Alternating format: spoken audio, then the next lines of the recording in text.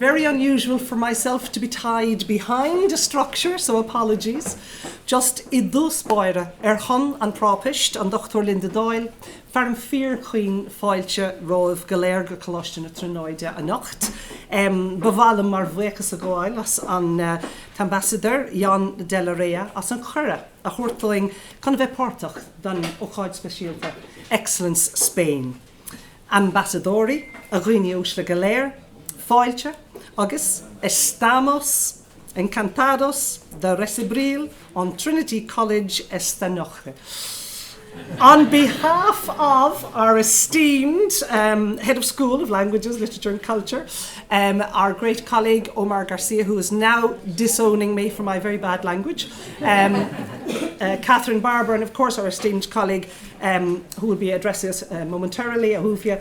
I'm here representing the Provost, who's unable to be with us this evening, and it was a great privilege to be invited to share in this wonderful occasion Excellence Spain. Notwithstanding the connections that we have between our two countries and our cultures, it strikes me that the multiplicity of languages are being celebrated here. We had a little bit of Irish, an unfortunate attempt at Spanish. We break into English, but the many languages of food, of culture, of sport, of literature, of science, of art is at the heart of what we are about here as a university in Trinity College, and especially our faculty. And our faculty, when you translate it, is, and I'm privileged to be the dean of the faculty at the moment, it's the faculty that connects with people, Dean, the humanities. We have, and then the social sciences and the arts. It's a wonderful faculty to be part of an event like this tonight. But one of the languages that we all understand and that was demonstrated really, really forcefully today is the language of friendship, the language of love. I had the most enjoyable afternoon in the Ambassador's house, and our very great gratitude to yourself, to all your colleagues and staff. We shared the food, and it just brought to mind everything that friendship, that collaboration stands for. And I was mindful as I sat and enjoyed an incredible meal of what's going on in the world around us. And we are privileged, but we are also charged to remember the collaborations, the political, the social, the economic collaborations, the artistic, the cultural, that countries like Spain and Ireland share when they come and they join together. And we heard that and we experienced that most convincingly today at the Ambassador's residence in terms of the stance that our two countries have taken in relation to world politics at the moment. So there are many languages, and we remember here this evening all of those who are not privileged to be here with us, and we represent all of this diverse range of languages here in Trinity College, sharing with the embassy in order to see how we can make a difference in other people's lives across different ways. It is my great privilege now to introduce a rather extraordinary ambassador. I thoroughly enjoyed the conversation this afternoon, I have to say. An extremely erudite and educated person, a person of again, many languages in terms of your knowledge base was quite incredible. So I give you this evening, on behalf of our Provost, Ambassador Doria.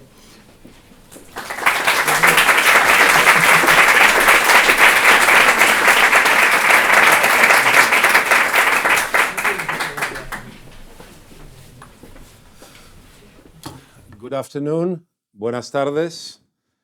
It's a great privilege to be at Trinity College, and thank you, Dean Carmel O'Sullivan, for this wonderful words of introduction to the event and to my person. You've been most kind. I'd like to welcome, not just to bid welcome all of you, but also all of those who are listening to us and watching us online, because the event, and I'm starting to speak about the concept of the event, is meant to be an online event so that people from all of Ireland, all of Spain, and reaching far beyond can listen to us and find out about what the concept of excellence, areté, means these days for Ireland and Spain. The event is not just an online event, it's also a bilingual event. Spanish and English are perhaps, the Western world's favorite languages nowadays.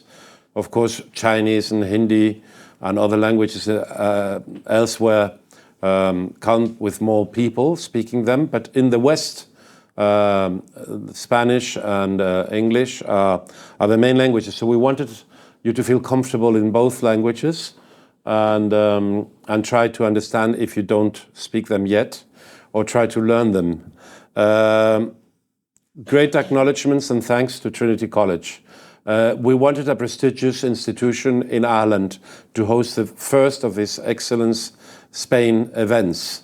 The idea being that every year we will, if Trinity College so wills, to continue inviting people from different sectors in which they have proved their competitiveness, their achievements, their excellence. We have started this year with a number of sectors, but we are willing to continue with some other sectors like architecture or music or defense or journalism. But this is the first year, this is the inaugural event, and we feel very proud that we have managed to invite some outstanding people, not just from Spain, but also from Ireland.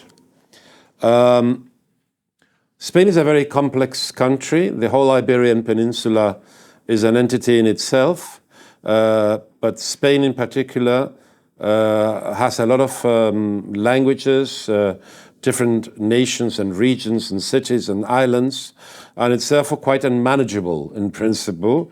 Nevertheless, we have managed to come out of a dictatorship, create a reasonably well-working democracy, manage to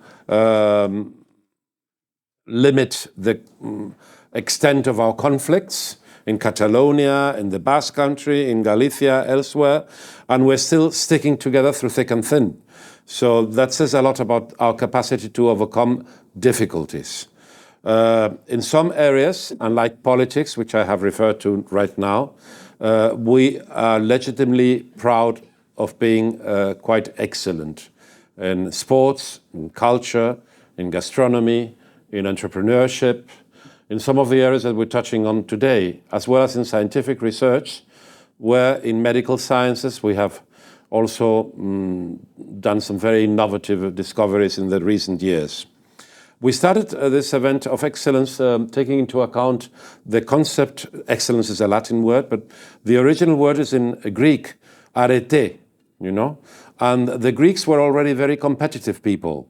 Unlike some other cultures in the world where, collective achievements are essential to promote civilization, we in the West, starting with Greece, thought that individualism and individual achievements are basic for the rest to follow as an example. So already in Homer's world, and Homer being the first of the narratives of the West, and he writes about war in the Iliad and about discoveries and fortune in the Odyssey, Even there, you realize that different actors, different protagonists of both the Iliad and the Odyssey have to do their best to overcome what the world, what fate gives them. And this is the legacy that we have to deal with. We all, in our personal lives, have to deal with difficulties and pain and achieving, our dreams. We say he's made it in the sense that he's made his dreams or her dreams come true. And the people who are sitting here this afternoon have made their dreams come true. And we thought it would be a very good example to discuss with them how they made it, what lessons they have to share with us. We, Spain and Ireland, also now share excellent relations. We go back a long way. Even in your Book of Nations, there is a mention of Spain and the Celts from Galicia, who from a tower in Coruña saw the distant shores of Ireland and decided to come and conquer and populate. And now, given the fact that DNA is available, it has been proven that yes, the Irish share a lot of their DNA with people from northern Spain, basically Galicia and the Basque Country, Cantabria, and Asturias. Then we shared, of course, the Catholic alliance in the old days when England was a foe, and the Irish were fighting for their freedom, and Spain was at their side. And Spain continues to be at the side of the Irish. It has proven so during Brexit. We have been very loyal allies. We also have the fortune to be Ireland's favorite tourist destination. Over the 3 million people in Ireland choose Spain as their tourist destination. Some of them buy houses there. And that's great news for us. You know, we're very proud. And our business is doing very well. Our politics too, by the way. My Prime Minister has been here twice. In 2 years that I've been in Ireland, you know, I had the privilege to welcome him twice. The second time he was here with Taoiseach Harris to discuss the Near East. And we seem to be sharing, although ideologically, you know, we may be in two different poles. He's part of a coalition of conservatives, liberals, and Greens, and we are social democrats in Spain. But we share our view on world matters. These are very difficult times. We are in dire straits, as you know. People are fighting for their territory in Ukraine against the Russian invasion. People are now fighting not only in Gaza, but also in Lebanon against territorial invasion and standing for their rights and human rights and international law. There is also a terrible war going on in Sudan, in Africa. People speak less about that, you know, but it is there. Then there are the questions of migration and asylum and refugee, in which Ireland and Spain share a similar Weltanschauung, a similar view, as well as human rights and the 2030 agenda on climate and the transition to a new economy, a green economy. But as I said, this idea of Excellence Spain wishes to discuss not just politics or not just economics, but different areas where civil society from Spain and Ireland seem to go together hand in hand, or where we have something to learn from the Irish, or the Irish have something to learn from us.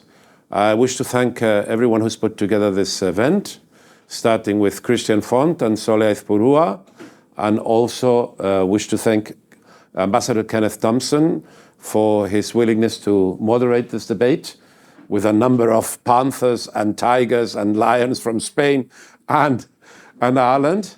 And thank you all for coming and sharing this event with us. And thanks to everyone who's watching from abroad. Many, many thanks.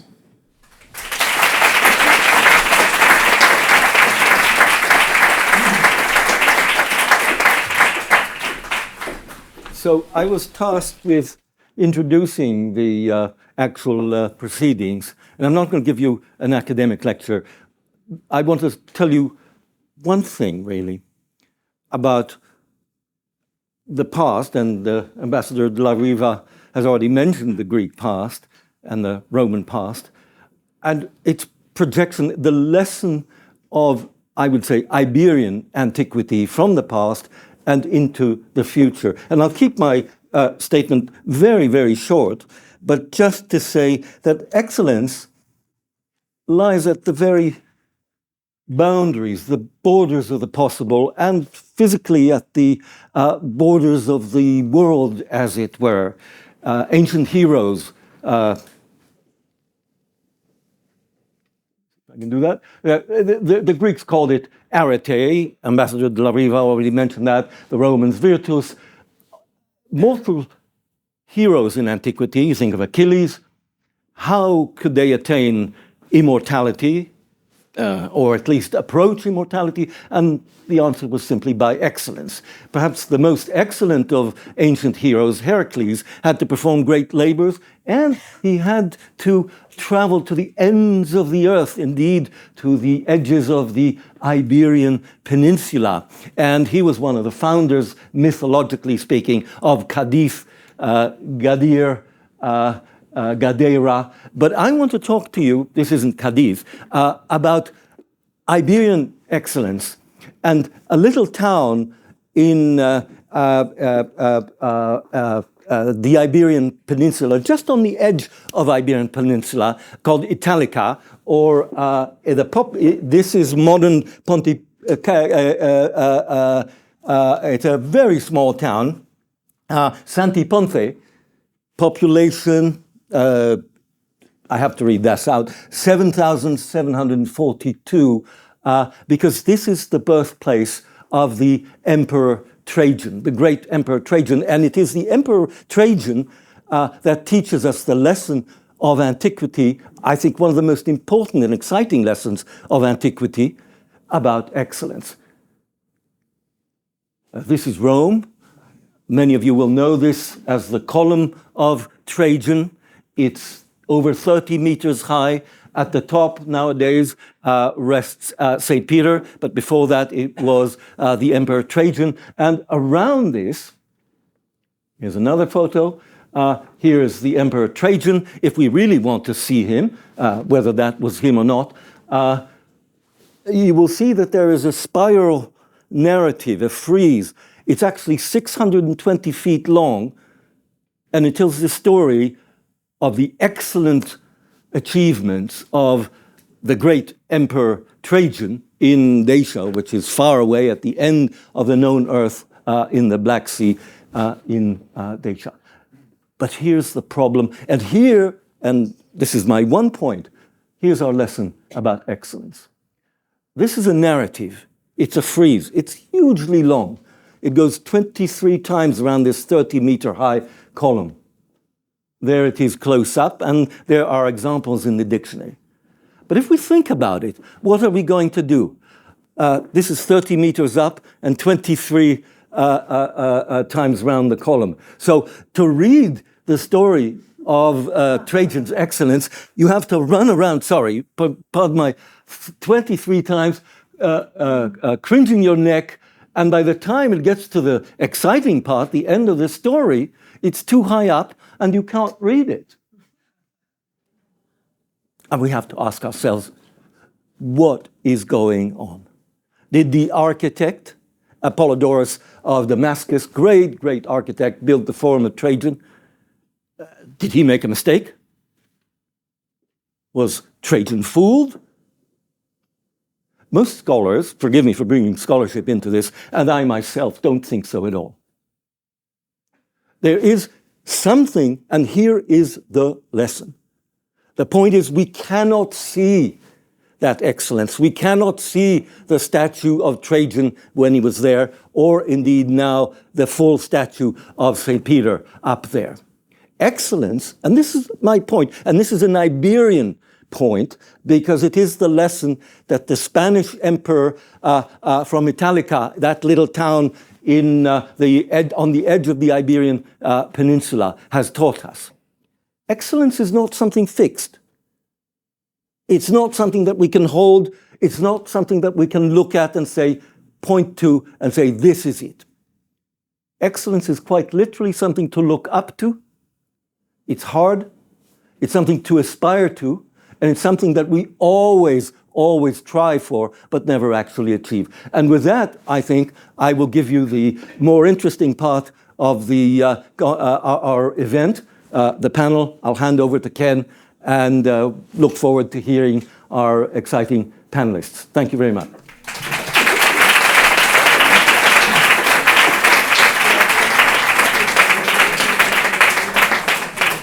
Thank you very much. We have a very varied panel this evening, but all of them are high achievers in their own field and all in pursuit of excellence. So I'm going to start with our personality at the far side, Juan MOSCOSO, and then come in my direction. So we're going to move serially, each person talking and with a question or two, about 15 minutes. So let's start with Juan. Juan, Spain has a very strong central government. It's got a devolved system of government as well. It's got excellent infrastructure, road, rail. It's got a superb public health system. And in most respects, it's well ahead of Ireland. But where does Spain still not reach excellence? And how would you imagine changing that? Well, good afternoon to everybody, and thanks for inviting me. Thanks, Trinity College and ambassadors. Well, I didn't expect this question, but if you, my role here going first tonight was to try to frame excellency from an economic and social perspective. And it's true that there are still fields where Spain hasn't achieved everything that it can reach. But if we see the things that have been achieved in the last 50 years or 40 years since we became a democracy, it's true that, for example, if we take a look at per capita income, development index, quality of life, all these different statistics that are in one way or another done, we are, for example, usually ahead among the Southern European countries in most of those indicators. So we are a bit of ahead of Italy in some things. In others we are behind. Sometimes we tie with France. In others we are behind. But if we define excellency as delivering good quality of life for the people, there I think Spain still has things to reach. As the ambassador de la Riva explained, we're a very diverse, large country. Now in Spain, among around 48 million people live there. So we are much larger than Ireland. We're a very big country. And despite what you said in health, where we have very good, I mean, in health, you could also explain it a bit differently. We have a very long life expectancy, but that doesn't mean that our health system is as good as it could be. Also, in a way, we suffer regional differences. Not all the health systems are the same in every region. Depends on structural matters or even the kind of government that we have in different regions. It depends of the political wishes of people in each region. But for example, we face some kind of challenges, which could be explained as areas where we are not excellent yet.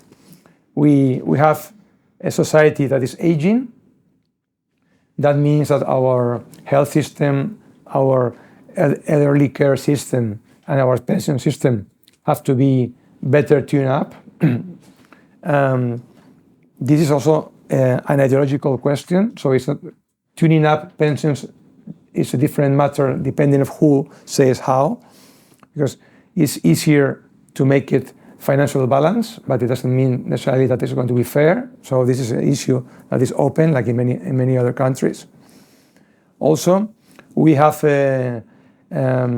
among those Southern European countries that I already mentioned, we are among the average if you regard inequality, for example, inequality index, and inequality has been in the rise in the last 15 years since the financial crisis and after COVID, and that is a thing that we have to take a look. Of course, if you compare inequality in Spain with other European countries, differences are very close, and we are better than some of the European countries. Of course, the best performers are always Norway, Denmark, the Swedish, depends.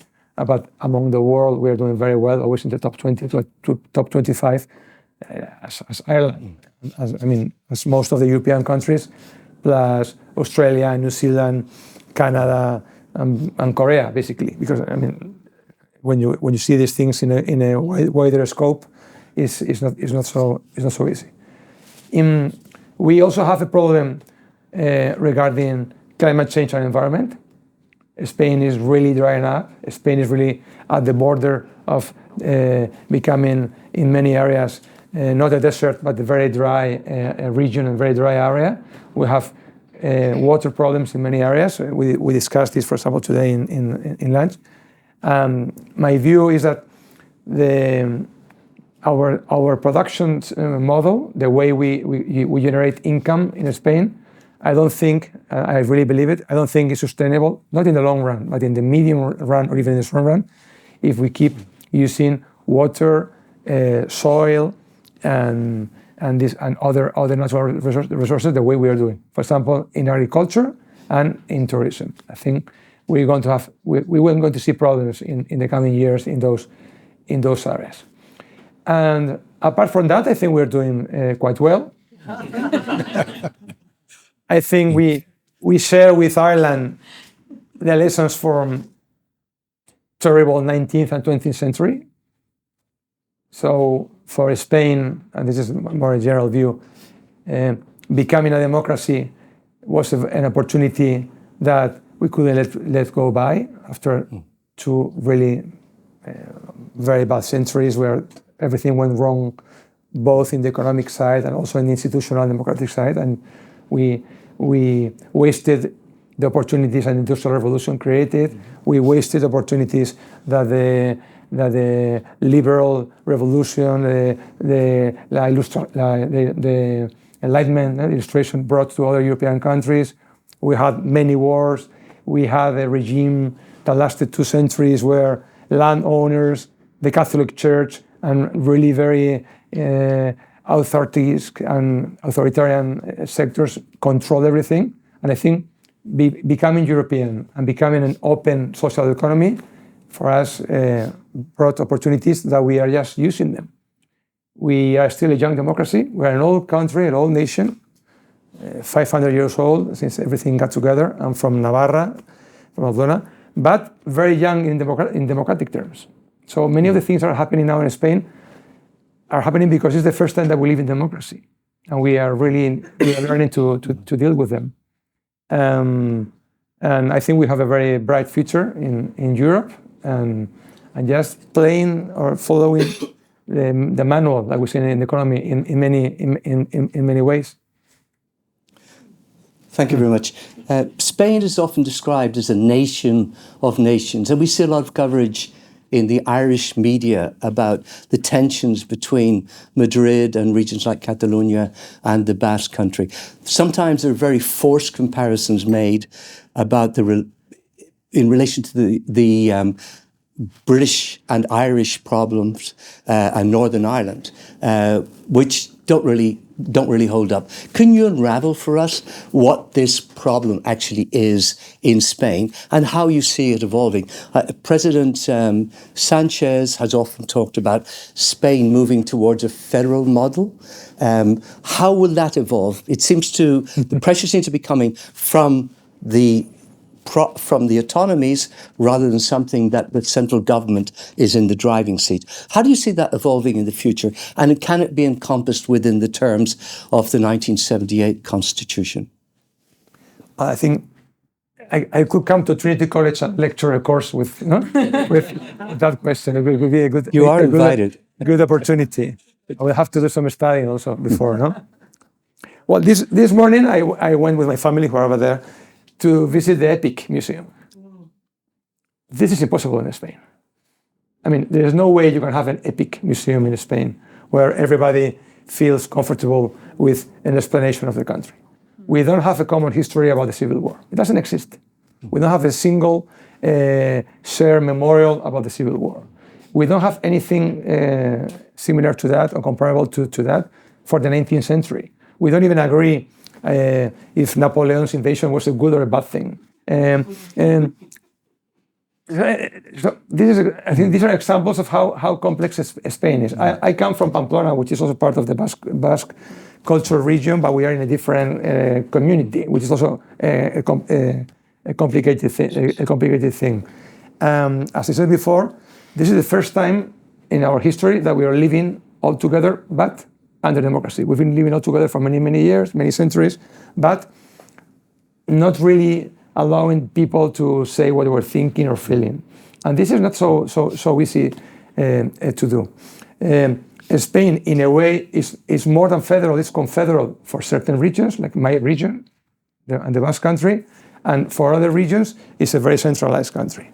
And this is also difficult to understand from outside. What I think we'll see in the coming years is we'll move forward to a financial system that funds the regions, that is more transparent, is more equal, where it's more easy to see who is paying what. Now, I know a bit about this, but it's quite a complex system. Now, the regions that are all together in what we call the common régimen común, the common regime, even though they are under the same regime, it's not that true that under that regime everybody bears the same kind of fiscal pressure, or that is at the same time is not so true that everybody, I mean, like the basic social services are paid in the same way, with the same soundness in different regions. We have to fix all this, but in Spain, as you know, as in many other countries, polarization, which is a word that we use all the time now, but it has to be explained in a way, polarization has really grown up, and the worst consequence of polarization is that it's very difficult to reach agreements that require a big state pact among the difference. I was a member of parliament for 12 years, and in that time, I was between 2004 and 2016. We still signed many things. I was always in foreign policy, European affairs, and economy, and with President Zapatero and with President Rajoy, when I was in Parliament, as an MP for the Socialist Party, we participated in many things. We reached many agreements. For example, I was in many negotiations that now are not happening regarding appointments for institutions, regarding European big things, or even foreign policy. I don't think we can really fix this matter regarding how we fund our regions in Spain without fixing the political dialogue before. I mean, I don't think we'll see it happening. So things will go forward. I trust. I think this government is doing the best it can, but it's not easy. You mentioned Spain's alarming demographic situation. Despite the fact that something like 7 million people have come into Spain from other countries, Spain still has a demographic that is pretty well running along at 47, 48 million without increasing. Is the Spanish system absorbing these immigrants, people of immigrant descent, into the political system and into all areas of governance and business? Well, that's a very good question. I think we are absorbing the immigrants very well, but I don't see them very much in the political institutions yet. I don't see them very much. When I went to school, we used to say that we were 32 million, 33 million. Now we reach 35. Now we are 48. So basically, all that growth has been done with immigrants.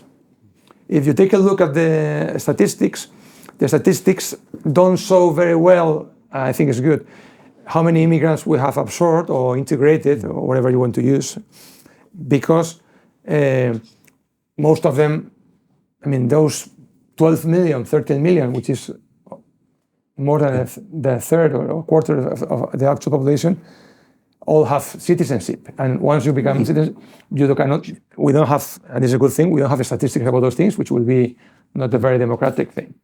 But for example, the only statistics that we can take a look is the amount of Spaniards who were born abroad.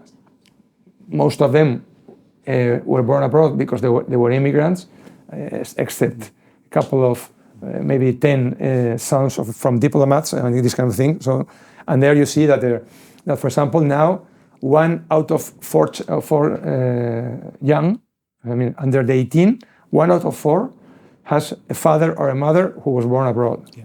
So that means that already that you're seeing a very large growth of those numbers.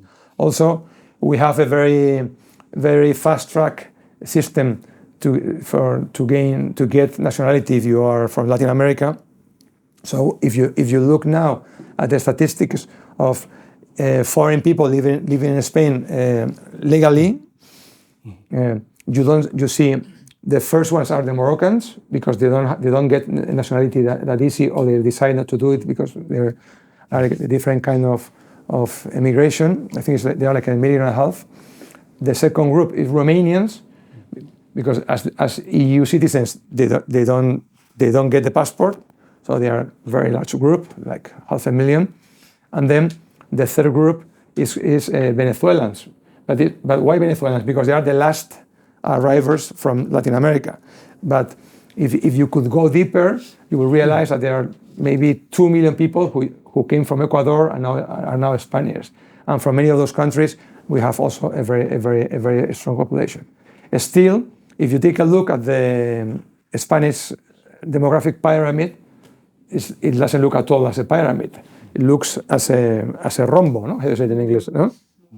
And people my age, we are still double the amount of people, for example, who are teenagers. And the only way to maintain economic activity and the only way to keep being what we are and maintain our way of life, our social model, is to open our doors to more people who can do many employments that my generation, who is the baby boom, will not do anymore. No? Thank you. Before I move on to Isabel Diaz, could I ask you about Spain and the European Union, the fourth most populous country in the European Union? But at the same time, the emphasis of recent years has been shifting very much to the east of Europe. Poland is there, 37 million people, wouldn't mind being seen as the fourth wheel of the European Union. There seems to be less concentration on the south, on the Maghreb, on North Africa, despite all the immigration concerns. Does this worry the Spanish government? You've spent some time dealing with European affairs. There is always a competition among the large European countries to see who is more influential in Brussels. And this is like it's a political game. And now we're seeing it with the commissioners, with the new commission, who puts who where. But I don't think what you're saying is really happening. In Spain, like Italy or Greece, of course Portugal. Portugal has had a president of the European Commission, play a very important role in the European Union. The alliances and the agreements and the different coalitions are necessarily linked with regional position. Sometimes it also depends of the political color of the different governments. And Spain is very happy with the way the European Union is going. There is a risk and there is a danger there, which is populism, because especially more from the right side than from the left. The populist left is not very fan of Europe, but there's nothing compared with how aggressive the right populism is against Europe, and the way they attack Europe for matters that really don't have anything to do with Europe, but just with the way the world is now, the amount of difference of income between the north and the south, for example.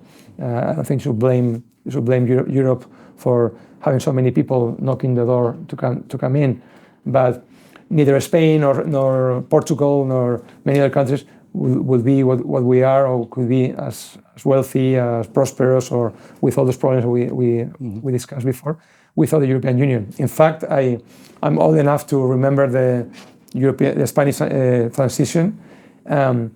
People just wanted two things: democracy and Europe. This is what people wanted, and those have been the two main engines or drivers for Spain in the last 50 years. Of course, there were many other things, and as Ambassador Larrion said, we are a very complicated country. But democracy and Europe were the drivers, and they have worked. And I think that's what others should do. And in the East, what was the beginning of your question? I think they still need a bit more of Europe. You see that their populations are not so open-minded, and they are not ready to accept the institutional and democratic rules that Europe uses. And I think probably they will suffer the consequences of it in the medium term. I think the Hungarian economy or others could as as well as it could be if they follow the path they're doing now. Where on the other side, I think others like Spain or other countries Ireland, of course, will be happy. Are you happy with the euro, for example, in Ireland? We're very happy with Europe, See? yes. Because we know what is having different things. No? Well, thank you very much, Juan. We'd love to have a longer discussion, but thank you. We have other subjects breathing down our neck. I now turn to Isabel Diaz Carretero, who is the Vice President for International Relations of CSIC, which is the largest institution in Spain for research and the third largest institution in the European Union. Isabel is listed among the leading scientists in Spain. She's a chemist, and she has a very high profile. So I'm very happy to have her here. Isabel, people talk about various scientists in the 20th century with Spanish, like Severo Ochoa, like Gregorio Marañón, like Ramón y Cajal. But Spain isn't particularly known for its science, despite being the 9th highest ranking country in the world in terms of scientific research, according to the American Association for the Advancement of Science. Why is that? And secondly, I know that people of my generation, I hear Spaniards talking about this, they sometimes disavow knowledge of science by saying, well, I'm from the arts and not from the sciences. Has that wall been broken down in Spain where the sciences and the arts meet? Well, thank you very much. First of all, I'm very happy to be here today. I have already enjoyed science at lunch, I have to admit, because it blew all my senses. So the cook knew what he or she was doing. Thank you for inviting me, ambassadors, dean, colleagues, friends, colleagues of the table. What can I say? Look, the feelings that I have right now probably represent what you were saying right now. You talk about me and my profile, and I feel small. You feel ashamed. You feel like an imposter. Like, say, no, me? I think that's pretty a good example of what happens to Spanish science, right? We have this kind of, you're recording, right? I can't say inferiority complex, something like that. I mean, we all go abroad and we don't feel we're good enough, right? I mean, I lived in US for 2 years, in Japan for a year, Scotland, Sweden, then I moved to Africa, and wherever I go, I feel like, and every time I leave, I say, okay, my education wasn't that bad, right? So it took me to the next step, right? So I don't know. I'm just thinking while I'm talking that I would probably say that it has a root in our psychology, and as a country or who we are, right? But having shared my feelings, let me now give you the facts and the numbers, right? That's what we do. Spanish Research Council, CSIC, we are almost 15,000 people, around 14 now, will be 15 at the end of this year. 1/3, a bit larger of 1/3, we are scientists, researchers. We are civil servants, like our ambassadors, our economists. And so we are the scientific body of Spain. So define excellence, right? We are evaluated by excellence. And I used to hate it. When you go to the oposiciones and you go to all these things and you say, no, you have to be excellent. Man, so tiring being number one all the time, right? So define excellence. To me, I wrote it down when you were talking. It was very inspiring. And also when the dean was talking, he said the language of love and friendship. Science is the language of love and friendship, right? And defining excellence, that pool that you showed is amazing. That in my case, I had to redefine excellence to keep me going in this scientific career. And I define it as the pursuit of a talent. All of us, each of us have a talent, It's a matter of mastering it. That's my definition of excellence. And that kept me going. Otherwise, I would have given up way at the beginning. Going back to the numbers. 14,000 people, 124 research institutes. There is only 3 things that is easier to say what we don't do rather than say what we do. We only don't do psychology, law, and education. And that doesn't mean that we don't have psychologists, lawyers, or specialists in education. We don't have an institute for that. So we have a lot to learn from here. Yeah? It is true that among the 124 institutes and the 14,000 people, only 8% are humanities, arts, and social science. And among those 3, social science is only 2%. So I'm not here to brag that we have broken the walls between the 2 areas, because we haven't. We're still king on the hard sciences, right? We do chemistry, physics, telescopes, microscopes, these kind of things. That's what we like. But we're working on it. We're working on it. Now our government has initiated this, ¿cómo la han llamado? ONCA. It was a scientific officer advising the parliament, something like that. And it's based in physics, right? So finally, we're getting to the point that we do science for policy. We collect data. That's what we are good at. And we do it very systematically, you know. We spend hours analyzing data, and then we have to give it to our politicians, our administratives, our managers, and say, now, draw the policies. What you were saying about Spain is going dry, climate change, and so on and so forth, well, let's put the numbers under it and help us design the strategy. So we're working towards being a more social science, hard science-driven institution, right? We have, to achieve that, we have created what we call plataformas, these platforms. We group our scientists in thematic platforms, or we call hubs, where we all address one topic from many views. A chemist, an economist, a social scientist from different institutes.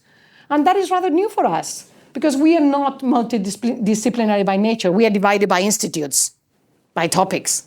And we don't feel comfortable when we change the institute.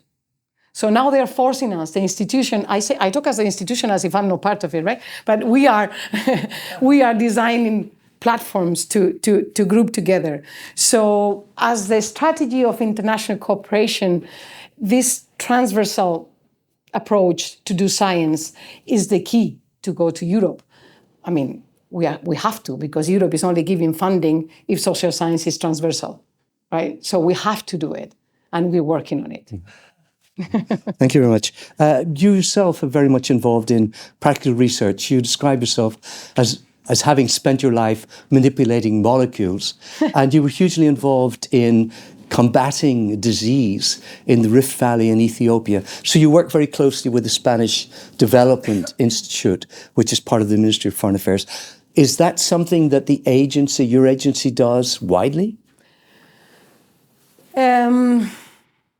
Well, yeah, I have spent 25 years of my life looking at atoms. That's what I do for a living. So I go into the microscope and I take pictures of atoms. And I was told in school, as many of you, that you can't see atoms, right? We're told that. Well, that's a lie, because I've been taking pictures of atoms for 20 years. So I can show you some. So. But it's true that at some point, like excellency, like we evolve in life, right? It's not that I'm a chemist and I look at atoms and that's all I do. Well, life, and this links with international cooperation. As a scientist, we are forced, or it is under our DNA to move around. Like I said, I moved to US for 2 years, Japan a year, somewhere, and at some point, well, then you are detached and life takes its pace, and I end up working in Ethiopia. And Ethiopia, I didn't have a microscope. I was a full professor at Addis Ababa University for 6 years, and there was no microscope there, right? So that's where I completely changed my way of seeing science. And this is what the institution is doing as well. It's more into a practice, but saying practical would be wrong, because CSIC, I mean, Spain, we work in technology transfer. We transfer our ideas, our patents to industry. We do it. It's okay. What we haven't done very well so far is having an impact in society, in really reaching the people, either through policies or through more practical science. And that's what I did in Ethiopia. I realized that the climate change or the green transition, all these beautiful concepts, can only be tackled if you do economy, how you call it, the proximity principles. Look where you have the problem and look if you have the solution nearby. And that's what I did in Ethiopia. There's a problem of the pollution in the rocks of the aquifers. It's a geogenic pollutant. It's a natural pollutant. It's not man-made. Wherever you open a well in the Rift Valley, you disable people. You handicap people. Because there's fluoride, the one that you use in the toothpaste. Well, if we swallow it, you create a problem in health, in bones and spine, and people have completely handicapped. And there is a mineral as well. So we modify chemically that mineral to trap that pollutant. So soil helps soil. Where does it belong? In the soil. So that filter can be added to agriculture later on. It's a circle economy. It was a patent, I'm sorry, but there's journalists here, right? Journalists are essential for scientists because sometimes we don't know how to sell our science, but journalists do. So the journalists sold our patent and a company bought it. And now we have a product in the market. And it's a product in the market that helps people in difficult situations. So yeah, that is good and recognized as the institution. That's why they made me vice president of the international affairs. So thank you. You say you have 14 or 15,000 people working in CSIC. They're civil servants. Yeah. They're also top-class scientists. How do you stop people filtering away into the private sector where salaries are much more attractive? I wouldn't consider that filtering away. I mean, it's like brain drain. I strongly disagree with the concept. There's no brain drain. There is no filtering away. We all do what we have to do, and we all pitch in to make a better world, whether you are a public servant or you're in a company. So I would be very proud. I am proud that in our research group, 3 or 4 of our best PhDs are now working in the pharmaceutical industry. That's perfectly fine. I have no problem with that. Our country cannot absorb the number of PhDs that we produce, I have to admit. So we have 14,000, only a third are scientists, another third are technicians, and another third are managers. So we do need managers, we do need lawyers, we do need technicians. So we want them all public servants. I wish so, but because it's very difficult to establish a job in Spain for life. But it's okay. I don't consider it a brain drain at all. Very good. Thank you very much, Isabel. Now I'll move to Nuria AMAT. I haven't given the numbers of collaborations with Ireland. I have the full page of collaborations with Ireland. Okay, you want to talk about collaboration with Ireland? Yes, Go. I do have the number. I'm sorry, I do. Go. I do. I studied in the plains. We have 93 projects running with Ireland with 61 entities. So we are a top partnership in gaining funds from European Union. All these pages are all the European projects. So unfortunately, we don't have anything with the Trinity College, like I said, but we can solve that. Yes, we can solve that. Thank you for giving me the... Okay, thank you very much. Nuria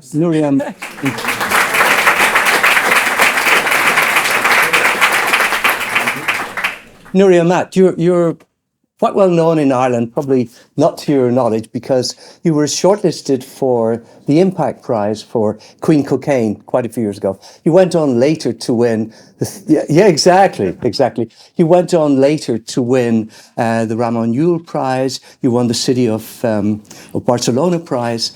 So you're a very well established author.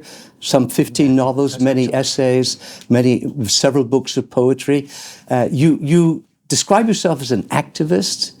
Do you see yourself as an activist intellectual in the French sense? Difficult question.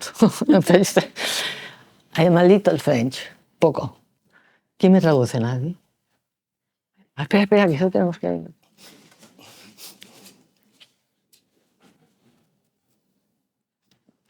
¿Puedo decir algo? ¿Me tienen que traducir? Sí. Se ha hablado mucho de excelencia y yo creo en eso. Y sobre todo en la literatura, excelente, porque es para mí... Perdón. Sobre todo porque es que está encendido, ¿eh? Sí. Porque la literatura para mí es una forma de arte, ¿no? Literatura entendida como la literatura, ¿no? O sea, y descubrí escribiendo que ella me da más a mí que yo a ella.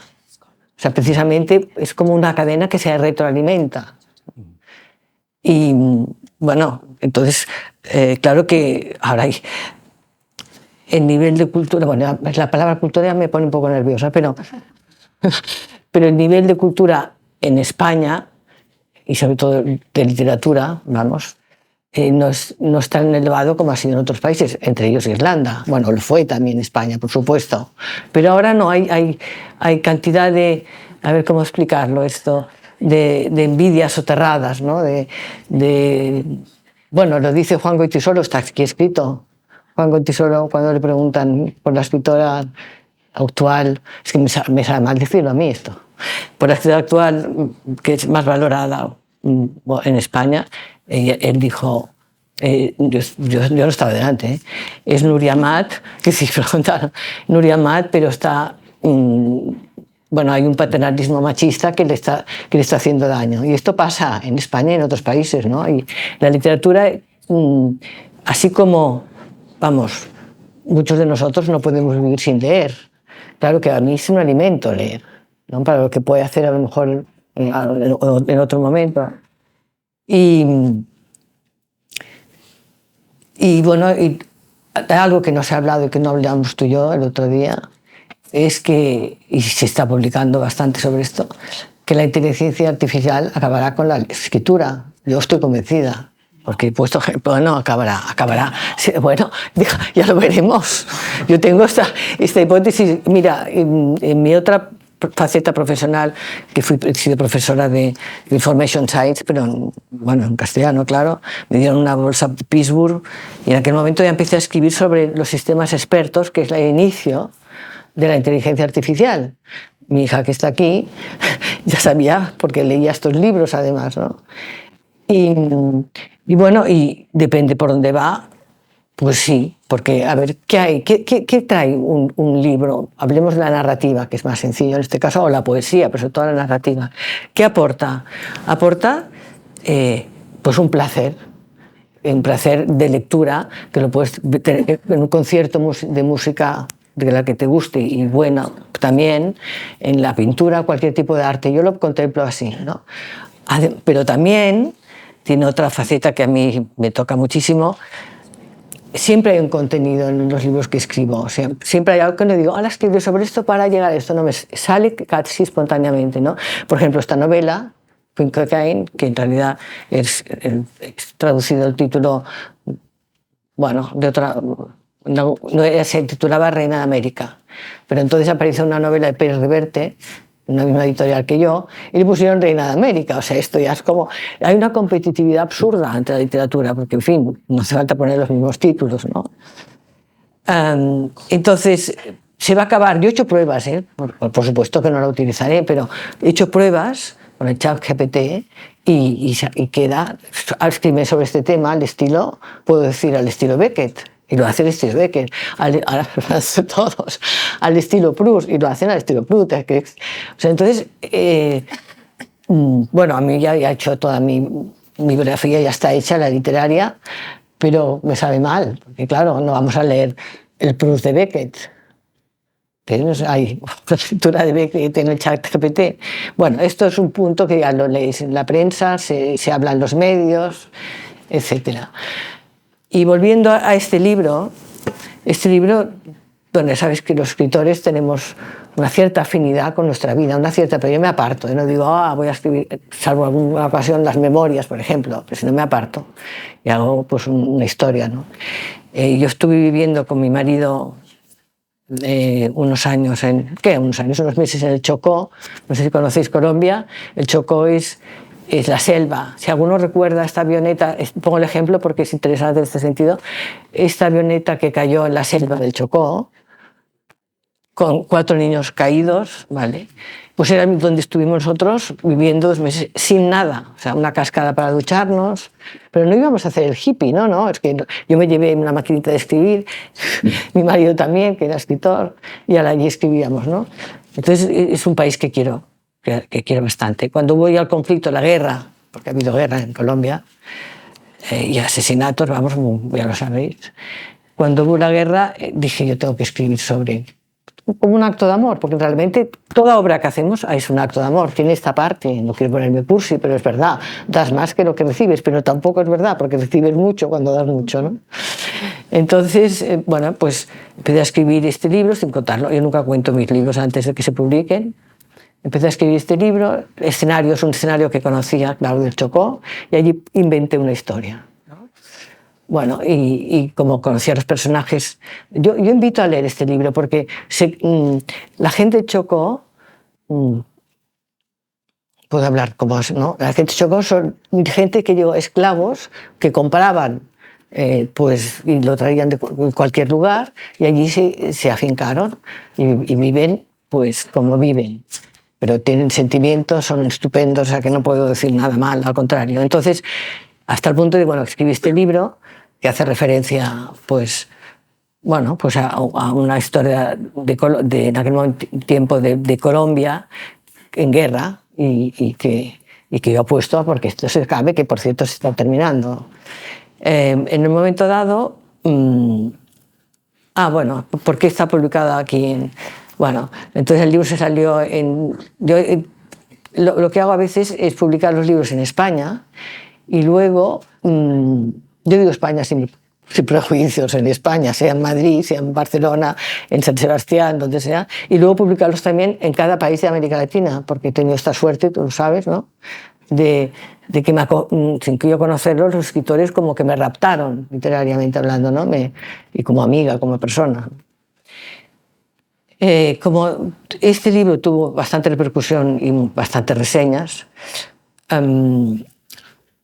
el traductor se lo pasó a, no sé si conocéis la librería de Ferlinghetti, de San Francisco. Ahora ya no está Ferlinghetti, pero estuvo muchos años, vamos, un personaje importantísimo. Entonces él editó este libro y fuimos a presentarlo a San Francisco con el traductor, bueno, en fin. Y cuento la anécdota de la presentación, porque Ferlinghetti, bueno, yo no lo conocía personalmente, lo conocí allí, bueno, fumando porros, bueno, esto hace poco, hace poco.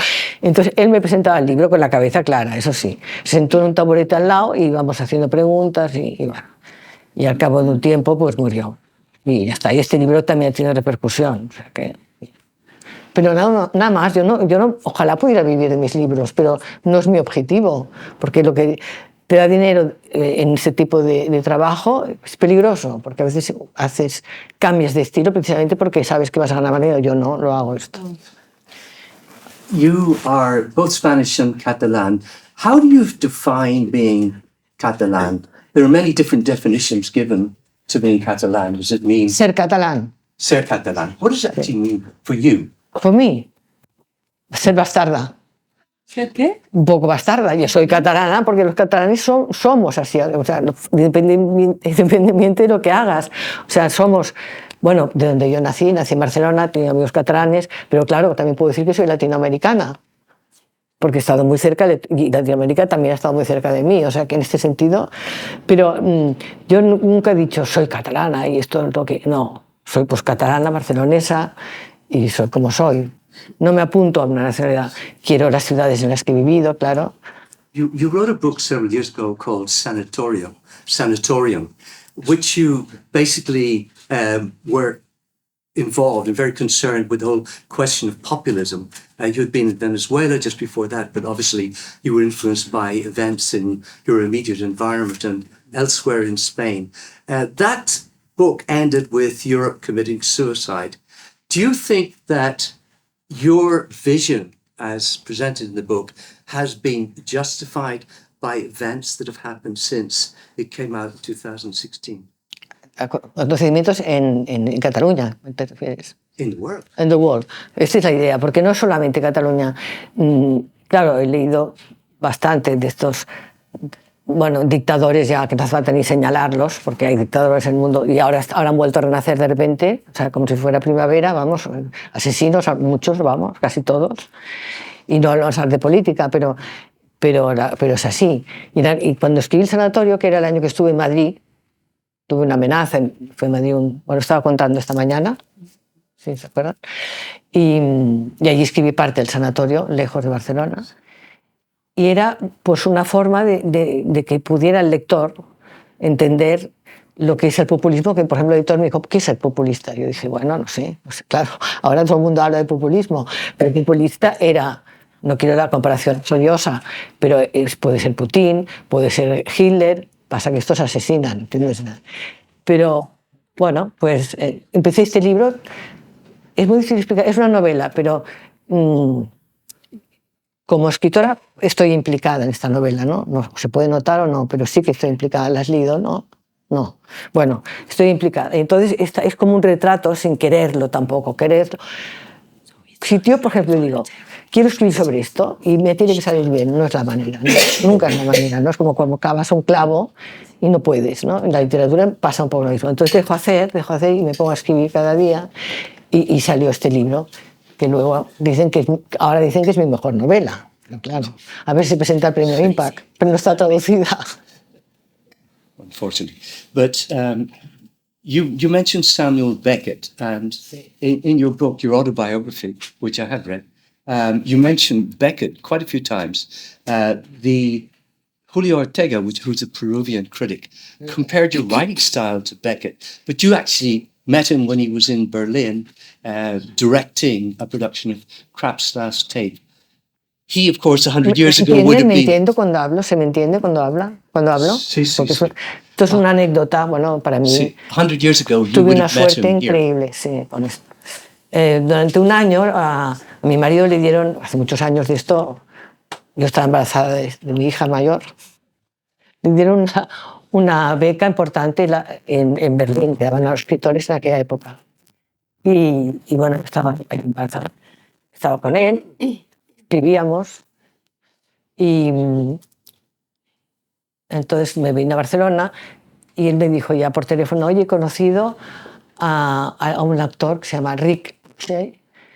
Que es muy interesante esta historia, que estuvo en la cárcel en San Quentin 5 años o 6 por haber intentado robar a alguien, bueno, en fin, no sé. Y me he hecho amigo de ellos, y son muy simpáticos, los verás, quieren conocer, en fin. Esto. Yo volví a Berlín, claro, y cuento la historia aquí. Si van a leer el libro, mejor que no la cuente, porque es mucho más bonita leída. Total, que allí estábamos. ¿Qué estaban haciendo en Berlín? Beckett estaba con no más que una beca, o sea, está contratado para hacer en el Teatro de la Academia la última cinta de Krapp, la última cinta de Krapp. Y el actor era Rick Clusher. ¿Cómo fue? Porque Rick Clusher era un tipo muy inteligente, luego nos hicimos amigos, que estaba en San Quentin, allí se debía aburrir y montaba teatro, y había teatro gratis en la prisión. Entonces empezó, no sé qué vio de Beckett, que le entusiasmó, e hizo Esperando a Godot en la prisión. Beckett se enteró, mira, yo a Beckett lo adoro, o sea, como persona y como escritor. Se enteró y entonces lo ayudó a salir, San Francisco. Entonces le dieron la beca de Berlín, y entonces en la casa, esta era una casa abierta, ¿verdad? Yo he vivido en una casa abierta hasta que me fui de casa, claro. Una casa abierta que aparecían, los amigos se sentaban, hablábamos, se iban. Nosotros, yo como estaba de vacaciones, pues no me importaba nada. Bueno, total que entonces así conocí a Beckett. Vino a la casa, además te hablaba, porque esa fama que tiene de seco, de distante, no es así. Es un hombre que además se crió delante de un psiquiátrico, y yo también nací delante de un psiquiátrico, tenemos muchas cosas en común, y todo esto se debe contagiar. Y bueno, esto no se dice en el libro, pero entonces, claro, yo estaba con barriguita. Y pensé, yo que he leído Beckett, hay uno que es sobre una mujer que está embarazada, no sé, pensé me va a matar. Se sienta a mi lado y me dice, ¡ay, qué bien! Está bien, todo lo contrario. Hablábamos en francés. hablo francés y también. Qué bien que estás embarazado, así que quiero que vengas a los ensayos de mi obra. Pues jolín, pues qué bien, vamos. Entonces yo le vi actuar y aquello es que me emociono verlo, porque una forma, he visto actuar a otros a directores, pero este fue impresionante.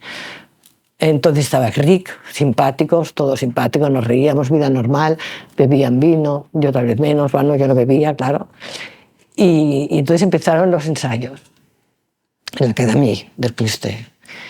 Entonces todo oscuro, es que esto no puedo borrar la imagen. Todos allí, entonces seguíamos lo que hacía Rick, que Rick habla con una cinta que ya está grabada.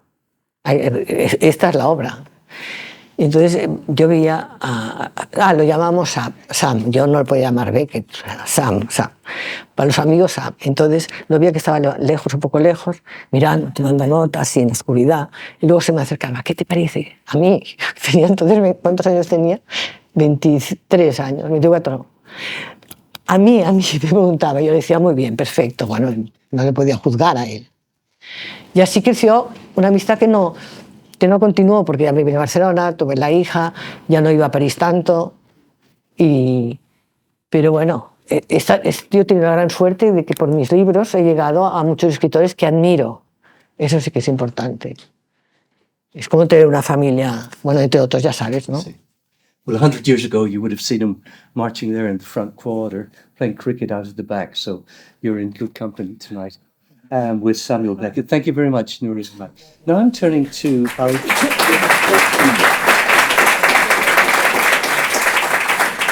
I'm turning to ahora Lorena Bucasa, who was for many years a champion Spanish basketball player, played for the national team, and then she went to represent Spain in the Olympics on 3 successive occasions in London, in Rio, and in Tokyo, running the 400 meters. So quite a contrast. But let's start with your childhood. When you were small, if you were ever small, your mother had this idea that you could become a Sevillana dancer. What was she thinking of? I have no clue. I don't know. Well, first, I want to thank everyone to invite me to be here. It's an honor to be here to know the city of Dublin that I already like it because yesterday we have sun, so I enjoy it. To go for a walk under the sun. And yes, and about this, I don't know. And you know, the worst thing is that I did Sevillanas and also ballet.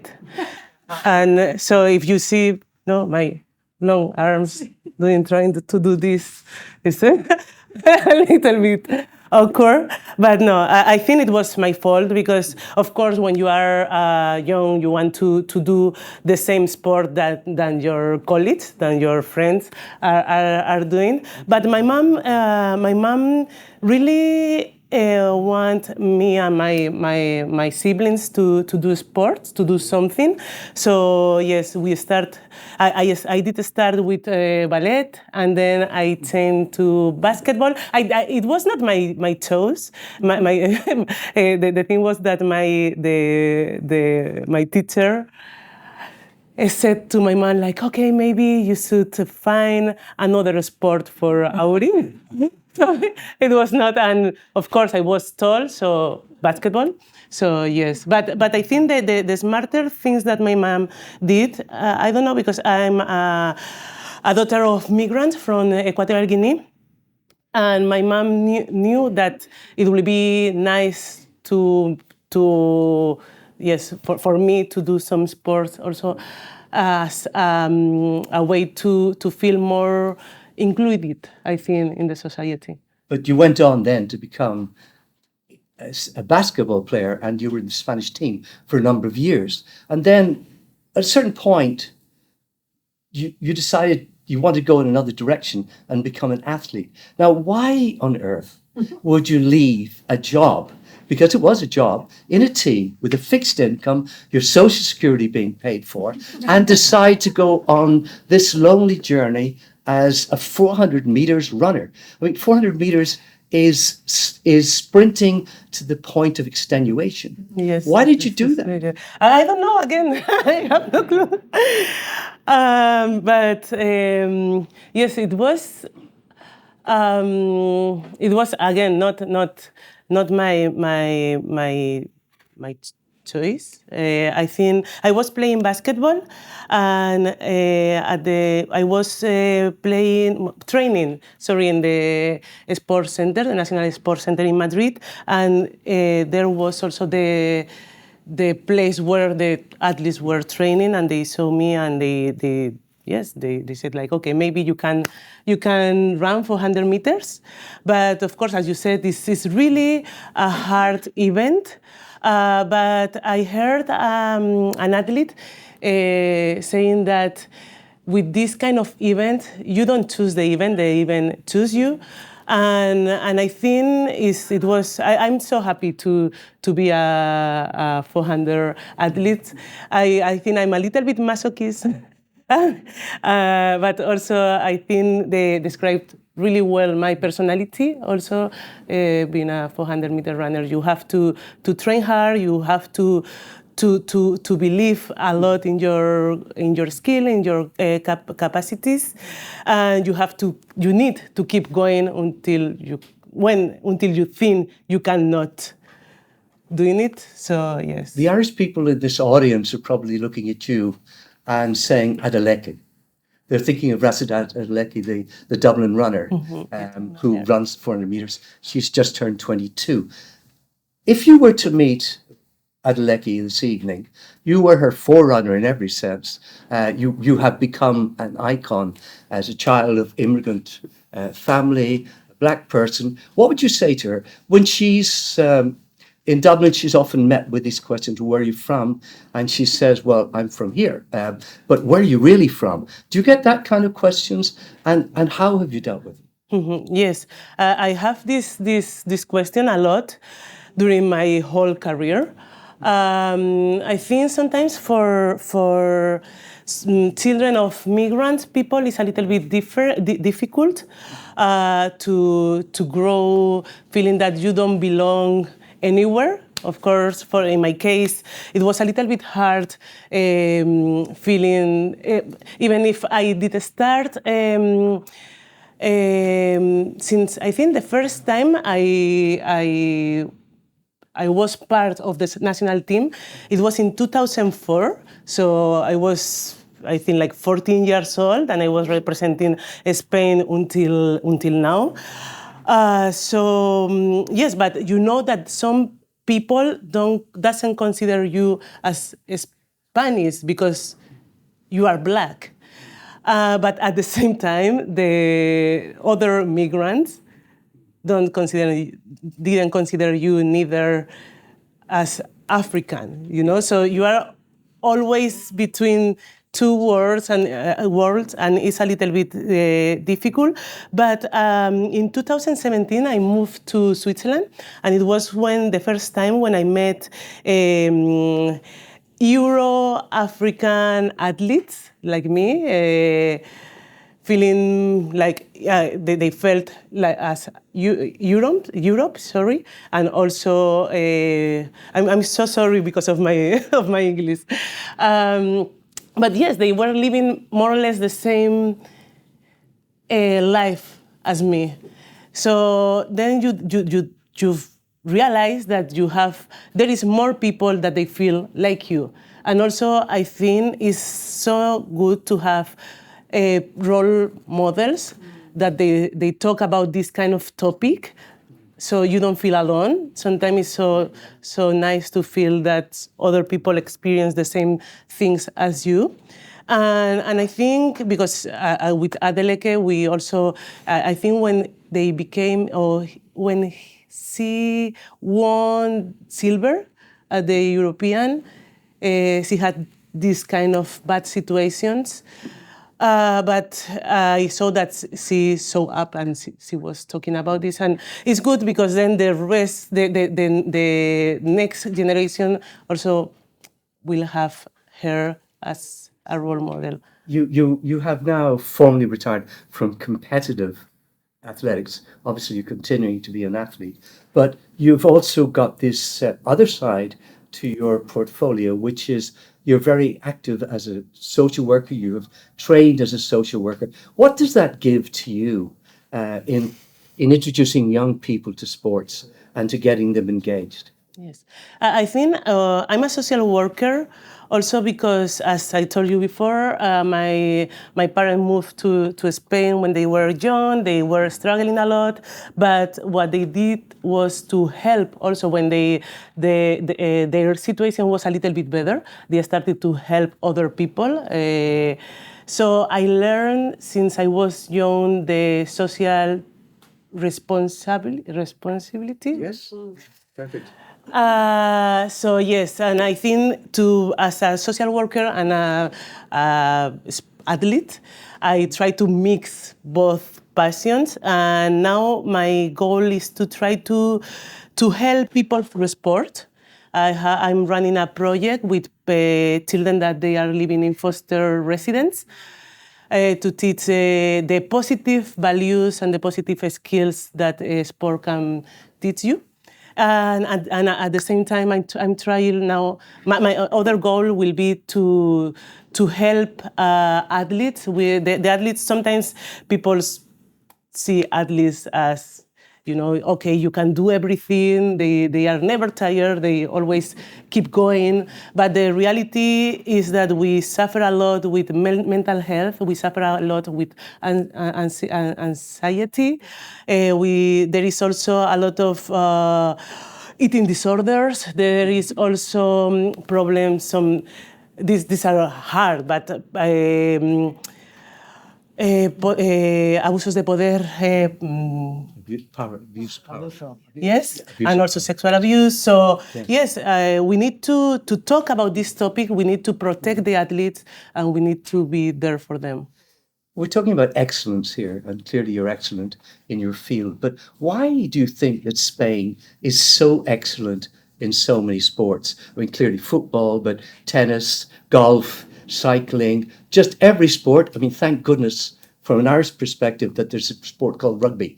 But why is Spain so good? Probably for the size of the country. Spain is the number one power in the sporting world. I think, honestly, because we have a lot of character. I think it's also because despite there is a lot of European countries that they think that we are not hard workers, but we are. And I think that's also another reason. And as I said before, to have role model, to have, for example, now we have Alcaraz, and I think that's also why, it's because Rafa Nadal, we have some good athletes that they are there, and they are trying to inspire other athletes. Thank you very much, Ahuvia.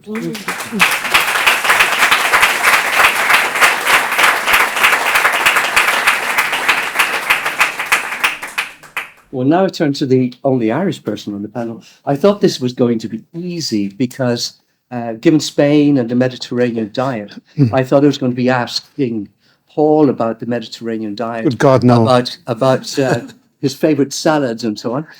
Do you think? I just flick through your books. And you have one called The Butter Boy and another called Second Helpings. So I realized I was on the wrong track. What is your idea of food, and what is your idea of perfect cooking?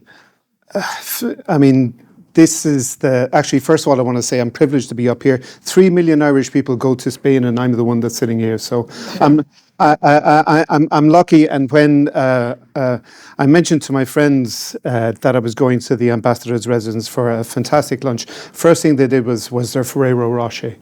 And I said, they're everywhere. You can't get through the door without Ferrero Rocher being everywhere. That really, they're expected in an ambassador's residence. The first thing about food is it should give pleasure, and the most important thing, I think that Irish people through food in a way had an inferiority complex. We actually had an inferiority complex for years and years and years, and I think it's only in the 90s maybe we came out of it. I went to London a day after my 18th birthday, And it was a time in Ireland that, there were no jobs, there was no prospects. It seemed grey, everything seemed grim. And the only thing for us was we used to have this expression, get the boat. The world seemed smaller then. In latter years, I regret not going to Scandinavia or New York, but Denmark wasn't on my radar. It was London. I followed the path of loads of other Irish people. And food certainly was something that when I discovered that I had a passion for it and I was kind of good at it and I was prepared to work at it, then I just really gave it everything that I had. And I think in Ireland at the time, certainly in growing up, there was always food, but it was always about functionality. There was pots boiling everywhere. And I do think it's a reference back to the famine where food was something that we needed, that it wasn't something that we had the luxury of pleasure, that we had, you needed food for your family to survive, just simply to stay alive. And I think that psychology stayed in us for an awful long time. And therefore, we all grew up at home having very plain, ordinary, but good food. There was absolutely nothing wrong with it. But I myself turned out to be a particular, a guinea pig for 70s innovation. And I'm the youngest of 8, and my mother apparently was a really good cook, but she lost interest when she came to me, and she got a scissors. And I remember it used to be instant whip and, instant mash, and everything came out of a packet for Paul. And so but I remember there was this actually, it isn't a sad story. I mean, I understand if I'd 8 kids, I'd lose interest too.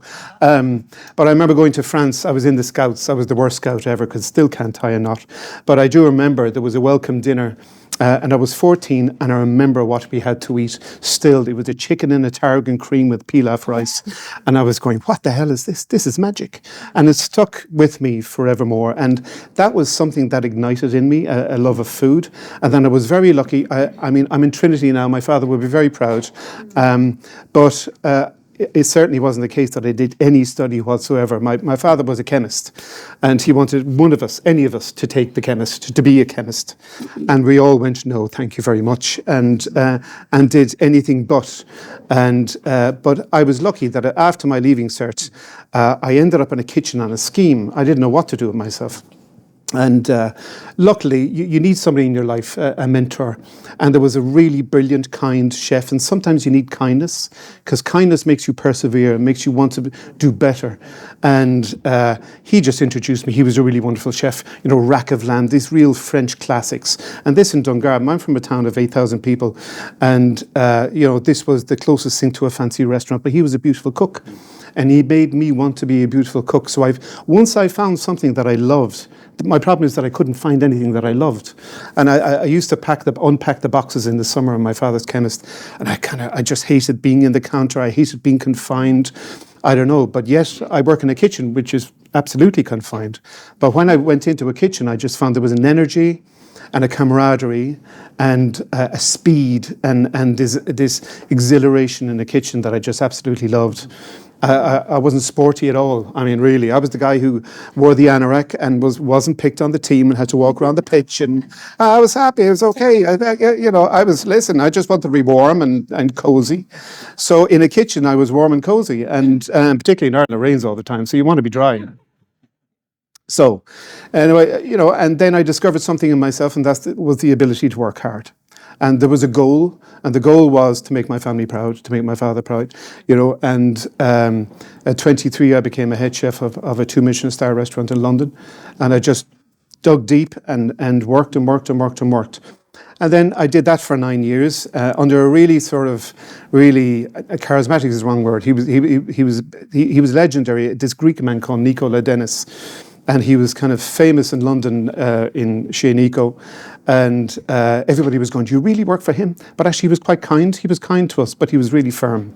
But however, so I got asked to run, being Irish, right, at the time, and the world was so small and your parents are getting older, there was a gravitational pull, a natural gravitational pull at that time home. It's like just pulling you the whole time. It's not the case anymore, and that's what I love. Kids go everywhere, and they don't have this necessity to come home as much as their parents want them to. But I came home to sort of be closer to my parents, but also I got offered the job. So I was 9 years with this particular man in different restaurants, and the whole goal was to gain 3 Michelin stars. So I left in September. and we got 3 stars in January. If ever there was bad timing, it was like, really.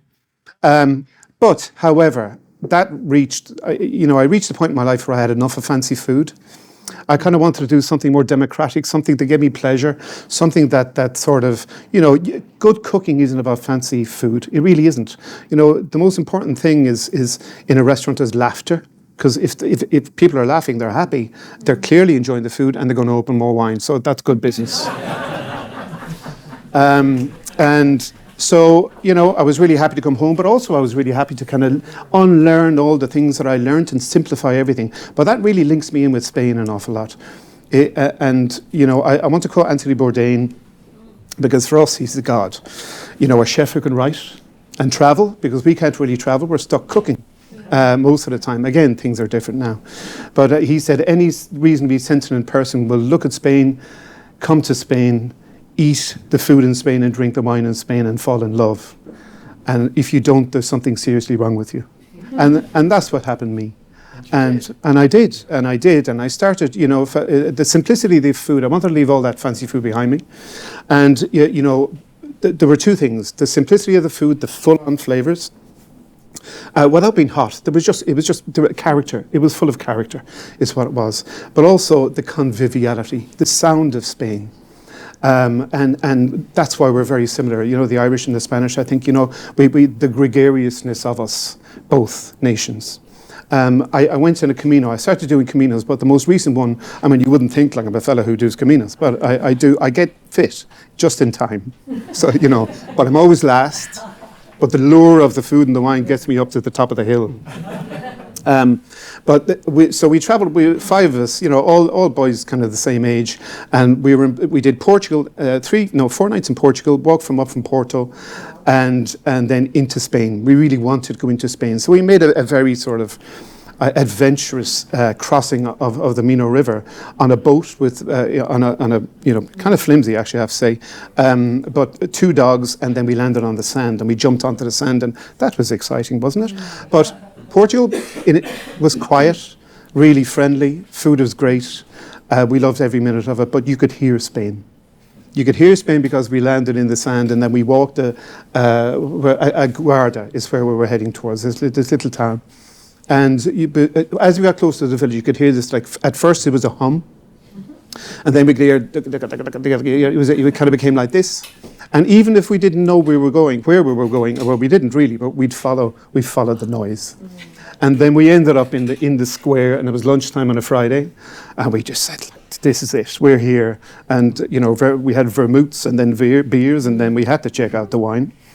And tomorrow was another day, so we didn't go totally mad, well, But, it's that draws me back all the time, and we're planning, I've done 6 Caminos, all sorts of different directions, because there's curiosity. You mentioned about the regionality of Spain, and Ireland is, we are kind of the same, but with different accents, and different hurling and football teams, and great rivalry. But Spain is much more complicated, but yet there's also much more to discover. And this is the thing, I've done Camino, I walk from, Bilbao to Santander, I've done Finisterre. Look, not a week at a time because I have my own business. I'm waiting to get sacked. But my wife knows what I'm like, and she won't sack me. I'll have to stay in Dublin for a few more nights, maybe to get sacked. Well, that will allow me to do more Caminos. But look, it's such a beautiful country, and I'm not over with it yet. I wish I could get there more. I wish I could speak any Spanish. But the more I try, the worse I get. That is the truth.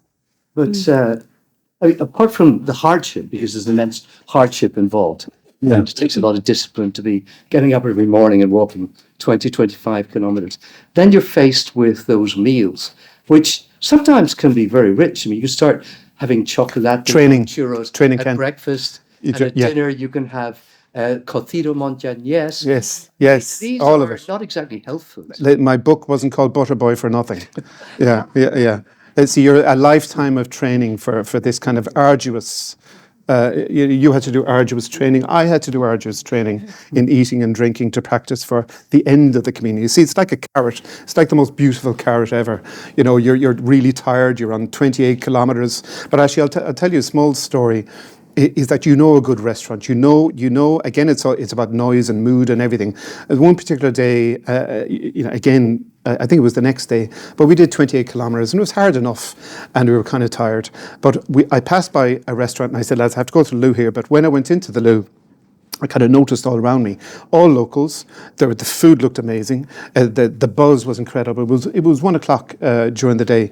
And then we 2 more kilometers to walk to the hotel and everybody just kind of like, okay, that's it, no more walking. And I said, no, come on, let's go back to that restaurant. And about 3 of them said, there's no way we're walking another 2 kilometers because we got to walk 2 back.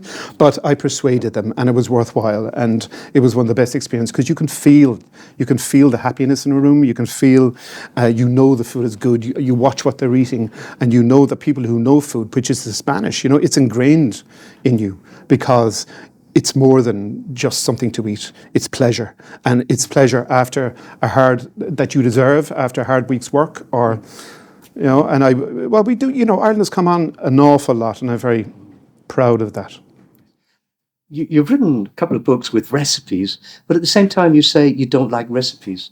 What do you mean by that? Oh, I had to tame myself. Well, I was the Irish Times food writer for 7 years, on and off 7 years. But one of the things, I took a great leap, and I'm from this town called Dungarvan, and my heart brought me back there, not my head, and that can be dangerous because myself and my wife, Maura, put all our savings into this in this old building. It used to be an old workhouse, and then a tannery, a leather factory, and my grandfather used to work there. And I knew that my town had loads of potential, but nothing was happening there. So I said, right, let's try and do something here. But my own restaurant, our own restaurant, was the quietest place I ever worked. I've always worked in busy restaurants and popular restaurants and all that. So really, that was a massive lesson. First of all, you're busy for 4 weeks and you're not for the rest of the year. So you have to be inventive, and the inventiveness came by luck. Whereas I had the editor of the Irish Times. There's a Gaeltacht, which is an Irish-speaking area just outside the town, and she came down and I got talking to her and she said, would you write a piece for the Irish Times? And I said, well, I don't write, I can't write, I can't use a PC. I still can't use a PC. I'm like, caveman Pat doing this. And well, kind of, yeah. The hard way is always the great way, really. But anyway, she said, would you like to write a piece for the Irish Times? So I wrote a piece, and then she asked me for another piece, and then another piece, and then she said, would you like to be the food writer? But what happened there was transformational, because what I learned is that you can have all the heart and soul into something, but you need to be also a good salesperson. So when you're writing for a national paper like that, what happens is that people pay attention to you. So it was free advertising. Well, it wasn't free because I used to handwrite it, and then my wife used to take the main course up. I'd cook a main course, she'd take the main course up, and then she'd come into the office and type it, and then we'd send it off to Dublin. That was the first, and that became, anyway, long story short, people started to pay attention. And then I was asked to write a book, and then there was a TV series, and then now there's 5 TV series and 5 books. But what that is honestly, it's not, I hope I don't sound like a swelled head, because I never feel excellent, actually, because you always have to continually prove yourself. When you're in a restaurant, every single plate of food has to be good, and particularly if you have a reputation, because people travel down to see you, and the last thing you want is people saying, well, that wasn't really worth the journey. So you have to really put pressure on yourself all the time. So we have 2 jobs. One is to do our job and create good food, and first of all, be a local restaurant, because they're the people who get you through the winter. And then the other thing is that you have to have a profile that will ensure your survival. And that's a massive thing, because when you're in the city, people pass you all the time. But when you're in the country, again, a small town, so, the profile is really important, and I try my best to kind of keep it out there. Very much. Thank you. Thank you very much, Paul. Thank you.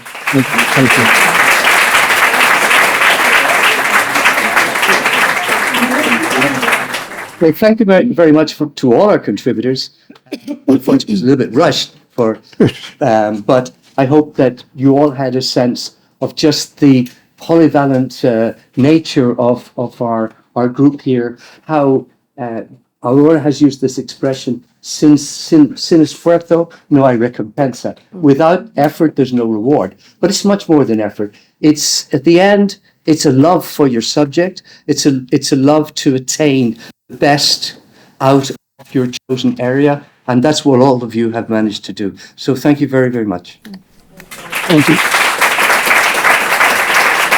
Thank you.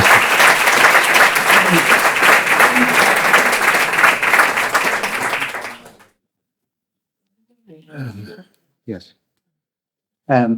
Juan Valverde, who is the head of the Ireland-Spain Economic Association, is going to give the closing address.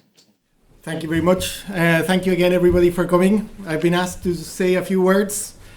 It's an honor to be asked to say a few words at the end of this remarkable gathering, celebrating the outstanding achievements across a variety of fields: gastronomy, science, economics, sports, and literature. We've been hearing about excellence in many shapes and forms. I think we've been agreeing on things, and in a very Spanish way, we've been disagreeing, which is actually quite good. It brings a discussion into the concept of excellence, right?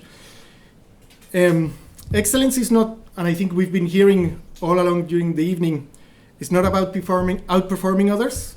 It's about one's attitudes towards their craft. And we've heard a few times from Nuria, from Auri, and even from Paul, I didn't choose my career or my craft. The craft chose me, right?